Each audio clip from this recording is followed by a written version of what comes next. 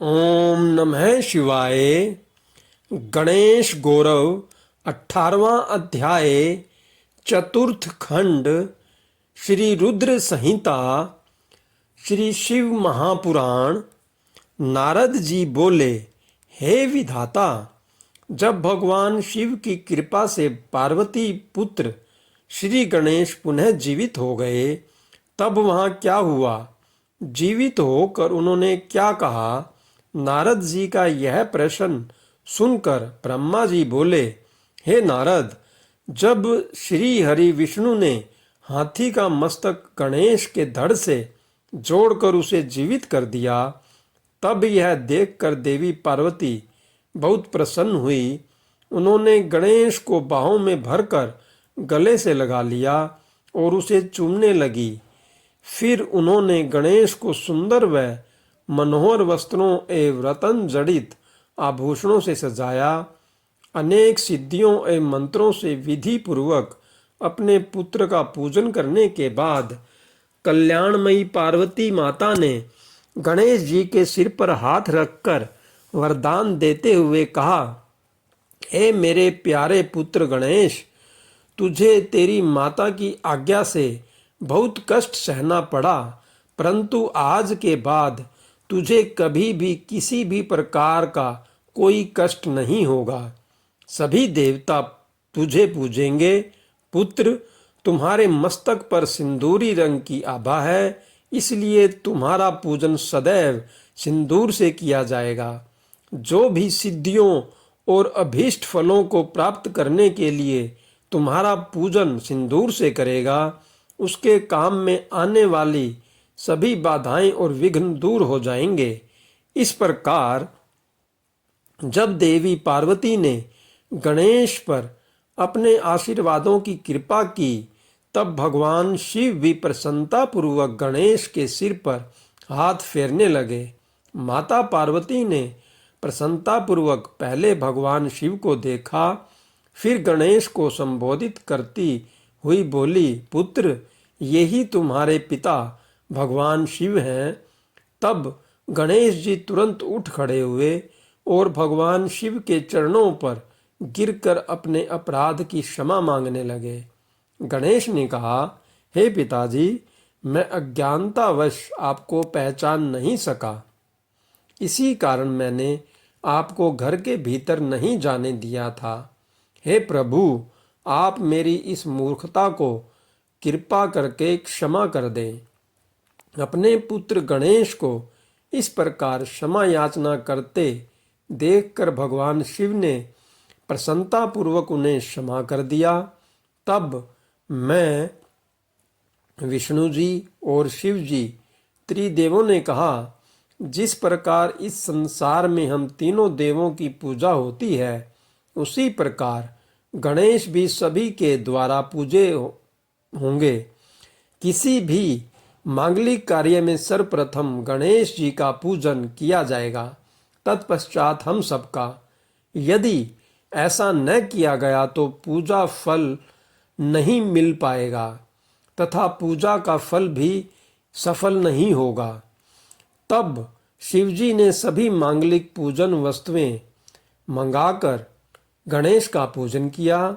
उसके बाद मैंने, विष्णु जी, पार्वती और अन्य देवताओं ने भी उनकी विधि विधान से पूजा की। उसके उपरांत सभी देवताओं ने उन्हें यथा योग्य वरदान प्रदान किए। उसी दिन से गणेश जी को अग्र पूजा का आशीर्वाद मिला। हर हर महादेव। जय भोलेनाथ। ओम नमः शिवाय। जय गणेश जी की। ओम नमः शिवाय। गणेश चतुर्थी व्रत का वर्णन। 19वां अध्याय चतुर्थ खंड श्री रुद्र संहिता शिव महापुराण। ब्रह्मा जी बोले, हे मुनि श्रेष्ठ नारद, इस प्रकार गणेश जी के जीवित होने पर सब ओर आनंद छा गया। सभी बहुत प्रसन्न थे। सभी देवता उन्हें विभिन्न प्रकार के वरदान प्रदान कर रहे थे। तब ईश्वरों के ईश्वर महादेव जी भी गणेश पर अपनी विशेष कृपा दृष्टि बनाकर बोले, हे गिरिजानंदन, तुम मेरे दूसरे पुत्र हो। तुम्हें न पहचानने के कारण तुम्हारा यहाँ अपमान हुआ है, इसलिए मेरे भक्तों ने तुम पर आक्रमण किया, परंतु आज से कोई भी तुम्हारा विरोध नहीं करेगा। तुम सभी के पूजनीय और वंदनीय होंगे। तुम साक्षात जगदम्बा के तेज से उत्पन्न होने के कारण परम तेजस्वी और पराक्रमी हो। तुम्हारी वीरता और साहस का लोहा इस संसार में हर प्राणी मानेगा। आज से तुम मेरे सभी शिव गणों के अध्यक्ष हो। ये सभी तुम्हारे आदेशों का ही पालन करेंगे। आज से तुम गणपति नाम से भी जाने जाओगे। यह कहकर सर्वेश्वर भगवान शिव 2 पल के लिए मौन हुए, फिर बोले, हे गणपति, तुम्हारा जन्म भाद्रपद मास के कृष्ण पक्ष की चतुर्थी तिथि को देवी पार्वती के निर्मल हृदय से चंद्रमा के उदय के समय हुआ है। इसलिए आज से इस दिन जो भी पूरी भक्ति भावना से तुम्हारा स्मरण करके व्रत करेगा, उसे समस्त सुखों की प्राप्ति होगी। मार्गशीर्ष मास के कृष्ण पक्ष की चतुर्थी के दिन सुबह स्नान करके व्रत रखें। धातु, मूंगे या मिट्टी की मूर्ति बनाकर उसकी प्रतिष्ठा करें। तत्पश्चात मूर्ति की दिव्य गंधों, चंदन एवं सुगंधित फूलों से पूजा करें। रात्रि में 12 अंगुल लंबी 3 गांठ वाली 101 ध्रुवाओं से पूजन करना चाहिए। उसके बाद धूप, दीप, नैवेद्य, तांबुल, अर्घ्य देकर गणेश जी की पूजा करें। बाद में बाल चंद्रमा का पूजन करें। फिर ब्राह्मणों को उत्तम भोजन कराएं। स्वयं बिना नमक का ही खाना खाएं। इस प्रकार इस उत्तम गणेश चतुर्थी व्रत को करें। जब व्रत करते करते 1 वर्ष पूरा हो जाए, तब भक्ति भावना से इस व्रत का उद्यापन करना चाहिए। उद्यापन में 12 ब्राह्मणों को भोजन कराएं। व्रत का उद्यापन करते समय पहले से स्थापित कलश के ऊपर गणेश की मूर्ति रखें। वेदी तैयार कर उस पर अष्टदल कमल बनाकर हवन करें। तत्पश्चात मूर्ति के सामने 2 स्त्रियों व 2 बालकों को बिठाकर उनकी विधि विधान से पूजा करें। फिर उन्हें आदरपूर्वक भोजन कराएं। पूरी रात उनका भक्ति भाव से जागरण करें। सुबह होने पर गणेश जी का पुनः पूजन करें। पूजन करने के पश्चात उनका विसर्जन कर दें। फिर बालकों से आशीर्वाद लेकर उनसे स्वस्ति वाचन कराएं और व्रत को पूर्ण करने हेतु श्री गणेश को पुष्प अर्पित करें। तत्पश्चात भक्ति भाव से दोनों हाथ जोड़कर उन्हें नमस्कार करें।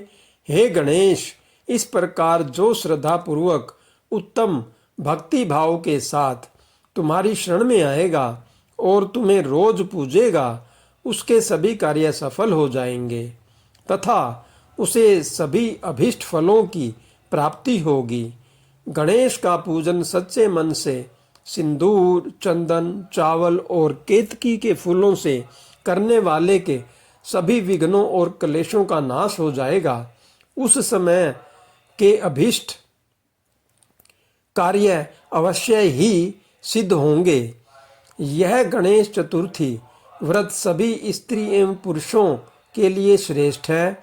विशेषतः जो मनुष्य अभ्युदय की इच्छा रखते हैं, उन्हें उत्तम भक्ति भावना से इस व्रत को अवश्य करना चाहिए, क्योंकि गणेश चतुर्थी का व्रत करने वाले मनुष्य की सभी इच्छाएं और कामनाएं पूरी होती हैं।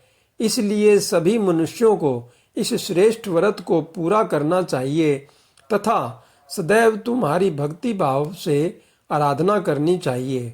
इस प्रकार त्रिलोकीनाथ भगवान शिव ने अपने पुत्र गणेश को सभी मनुष्य तथा देवताओं द्वारा पूजित होने का उत्तम आशीर्वाद प्रदान किया। सभी देवता और ऋषि मुनि भगवान शिव के वचन सुनकर बहुत प्रसन्न हुए। उनके आनंद की कोई सीमा न रही। वे सभी भक्ति रस में डूबकर शिव पार्वती पुत्र गणपति जी की आराधना करने लगे। यह देखकर देवी पार्वती की खुशी की कोई सीमा न रही। वे देवताओं को अपने पुत्र गणेश का पूजन करते देख मन ही मन भगवान शिव के चरणों का ध्यान करते हुए उनका धन्यवाद करने लगी। उनका सारा क्रोध पल भर में ही शांत हो गया था। उस समय सभी दिशाओं में सुमधुर तुदुम्बियां बजने लगी, अप्सराएं सहर्ष नृत्य करने लगी, सुंदर मंगल गान होने लगे तथा श्री गणेश जी पर आकाश से फूलों की वर्षा होने लगी। अपने पुत्र को गणाधीश बनाए जाने पर माता पार्वती फूली नहीं समा रही थी। उस समय चारों ओर उत्सव होने लगा। तत्पश्चात उस समय वहां उपस्थित समस्त देवता और ऋषि मुनि उस स्थान के निकट गए जहां भगवान शिव और देवी पार्वती अपने पुत्र गणेश के साथ विराजमान थे। देवताओं और ऋषियों ने भक्ति भावना से उन्हें नमस्कार किया और उनकी स्तुति करने लगे। फिर शिवजी से विदा लेकर सब अपने अपने धामों को चले गए। फिर मैं और श्री हरि भी उनसे विदा लेकर अपने लोकों को लौट गए। जो मनुष्य शुद्ध हृदय से सावधान होकर इस परम मंगलकारी कथा को सुनता है और सुनाता है, वह सभी मंगलों का भागीदार हो जाता है। यह गणेश चतुर्थी व्रत की उत्तम कथा पुत्रहीनों को पुत्र, निर्धनों को धन, रोगियों को आरोग्य, अभागों को सौभाग्य प्रदान करती है। जिस स्त्री का पति उसे छोड़कर चला गया हो, गणेश की आराधना के प्रभाव से पुनः उसके पास लौट आता है। दुखों और शोकों में डूबा मनुष्य इस उत्तम कथा को सुनकर शोक रहित हो कर सुखी हो जाता है। जिस मनुष्य के घर में श्री गणेश की महिमा का वर्णन करने वाले उत्तम ग्रंथ रहते हैं, उस घर में सदा मंगल होता है।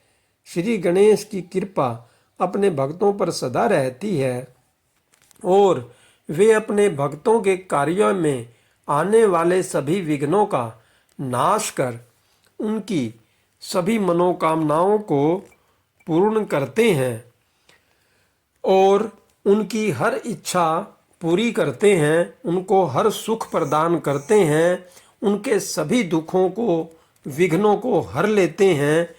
इसीलिए हमको श्री गणेश की पूजा पूरी इच्छा से करनी चाहिए, मन लगाकर करनी चाहिए।